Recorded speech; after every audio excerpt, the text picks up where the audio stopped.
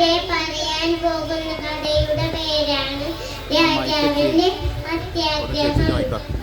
പണ്ട് ഒരിടത്ത് ഒരു അത്യാഗ്രഹിയായ ഒരു രാജാവുണ്ടായിരുന്നു. അദ്ദേഹത്തിന് ഒരു സുന്ദരിയായ മകളുമുണ്ടായിരുന്നു. അദ്ദേഹത്തിന് ഒരു ആഗ്രഹം തോന്നി, ഞാൻ തൊടുന്നതെല്ലാം പൊന്നാകണം.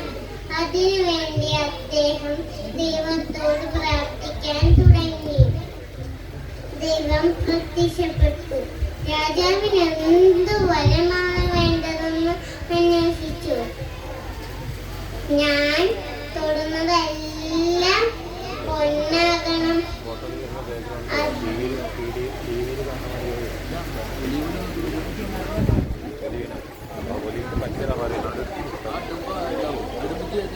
അതിനു വേണ്ടി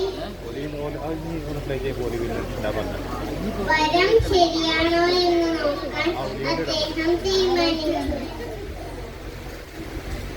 രാജകൊട്ടാരത്തിലെ തൂണിൽ മെല്ലെയൊന്ന് തൊട്ടു. തൂണ് സ്വർണ്ണ തൂണായി മാറി. രാജകൊട്ടാരത്തിലെ എല്ലാ വസ്തുക്കളെയും സ്വർണമാക്കി മാറ്റി. കുറച്ചു കഴിഞ്ഞപ്പോൾ അദ്ദേഹത്തിന് ദാഹിക്കാൻ തുടങ്ങി. ദാഹിക്കാനായി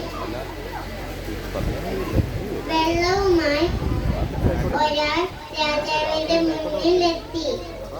വെള്ളം കുടിക്കാനായി പാത്രം തൊട്ടതും പാത്രവും വെള്ളവും സ്വർണമായി മാറി.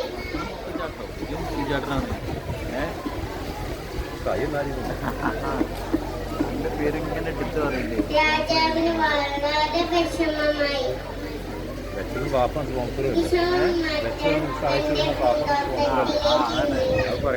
തന്റെ പ്രിയപ്പെട്ട ചെടിയെ ഒന്ന് തൊട്ടതും ചെടി സ്വർണ്ണ ചെടിയായി മാറി.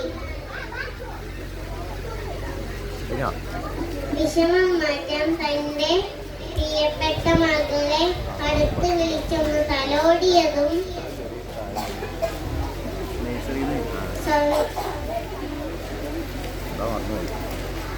സ്വർണമായി മാറി.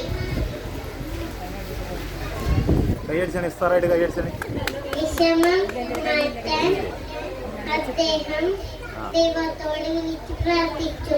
ദൈവമേ, എന്റെ അത്യാഗ്രഹം കൊണ്ട് എനിക്കെല്ലാം നഷ്ടമായി. എനിക്കൊന്നും വേണ്ട, എല്ലാം പഴയതുപോലെ ആക്കി തന്നാൽ മതി.